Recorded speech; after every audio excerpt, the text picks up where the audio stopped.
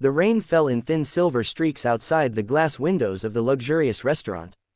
Inside, the golden light gleamed off crystal glasses, fine china, and designer suits.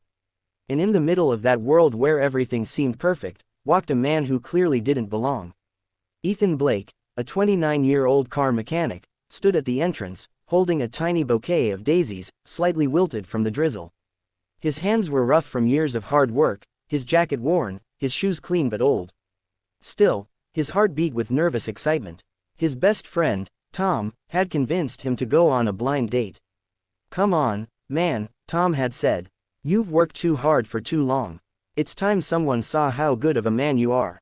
So Ethan came, and now, standing there, surrounded by chandeliers and soft violin music, he felt every ounce of his insecurity whisper, "You don't belong here." But he took a deep breath, looked at the note in his hand, and scanned the tables. "She'll be in a blue dress," it said.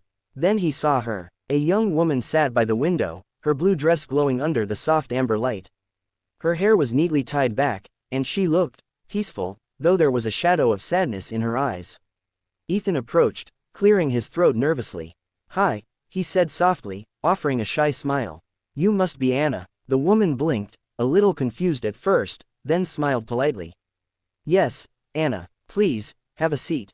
Ethan relaxed, his nerves melting into awkward excitement. He placed the daisies on the table. "I brought you these. They're not fancy, but they reminded me of sunshine." Her eyes softened. "They're beautiful. Thank you." They talked. Slowly, the initial awkwardness faded. Ethan told her about his job fixing cars, how he loved seeing old engines come back to life. She listened intently, her smile small but genuine. She spoke about books, music, and her love for painting. Her voice was soft, thoughtful. It was only when the waiter came that Ethan noticed something, her wheelchair. Hidden beneath the table, it had blended into the shadows. He didn't say a word, not wanting to make her uncomfortable. The conversation flowed like a gentle stream. Ethan found himself laughing, forgetting the world outside. But then, everything shattered in a heartbeat. A woman in a red dress stormed over to their table, eyes wide. "Excuse me, but who are you?" she asked Ethan, clearly irritated. "You're sitting at my table." Ethan blinked. "I'm sorry, what?" The red-dressed woman turned to the girl in blue. "Clara, is this some kind of joke?" Ethan's stomach dropped. The name, Clara. The woman in blue gave a sad little smile. "It's all right," she whispered. The waiter hurried over, flustered. "Sir, I'm afraid there's been a mistake. Your date is at table 5, near the piano." Ethan felt his face burn. His hands trembled. I'm so sorry," he stammered. "I didn't mean to, I thought." Clara interrupted gently, her tone warm despite the sting in her eyes. "It's okay. Mistakes happen." Ethan stood there frozen, heart aching. He looked at her one last time, and walked away.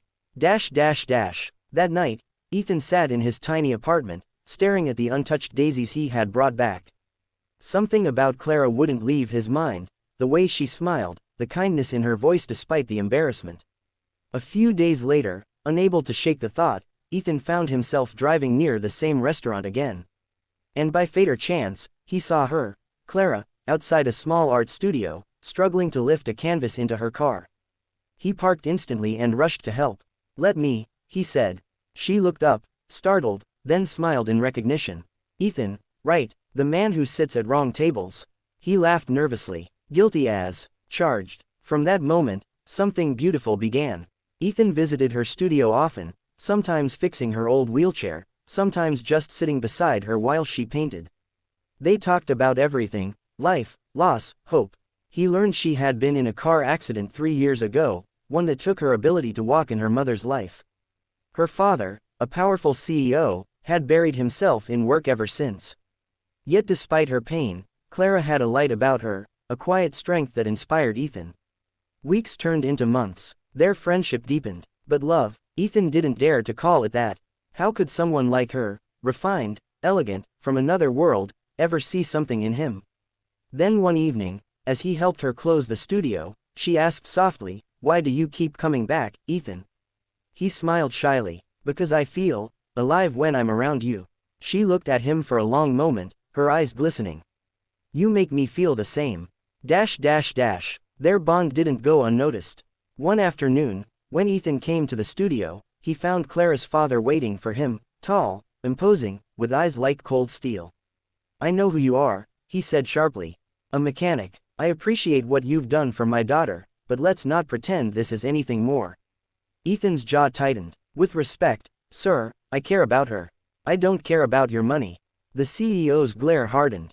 You'll never fit in her world. Ethan simply nodded. Maybe not, but I'll stay in hers as long as she'll let me. He walked away, but his heart felt heavy. That night, Clara called him, her voice trembling. My father told me what he said to you. It's okay, Ethan said softly. He just wants to protect you. No, she whispered. He just doesn't see what I see. A week later, Clara asked him to meet her at the rehab center. When he arrived, she was standing, holding parallel bars, her legs trembling but upright. Look, she whispered, tears streaming down her cheeks. I can stand again. Ethan's throat tightened. He rushed to her side, steadying her as she took a single, shaky step.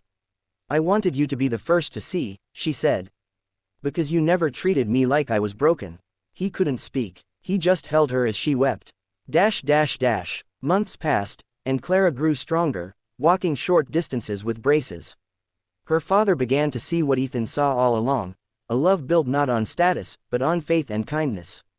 One evening, as the sun dipped behind the horizon, Ethan took Clara to his workshop, the place where he found his peace. It wasn't fancy, just tools, a radio, and a small table where he had set 2 cups of coffee. I wanted to show you where my dreams live, he said shyly. Clara smiled. And I want to be part of them. He knelt beside her, took her hand, and whispered, Clara, I sat at the wrong table that day, but maybe that's exactly where fate wanted me. She laughed through her tears. Sometimes the wrong table leads to the right heart. And under the soft glow of the workshop lights, they shared their first kiss, 2 broken souls finding wholeness in each other. Narrator's closing words. Life's most beautiful stories often begin with mistakes, the wrong turn, the wrong table, the wrong time. But sometimes, that's exactly how fate leads us to what's right.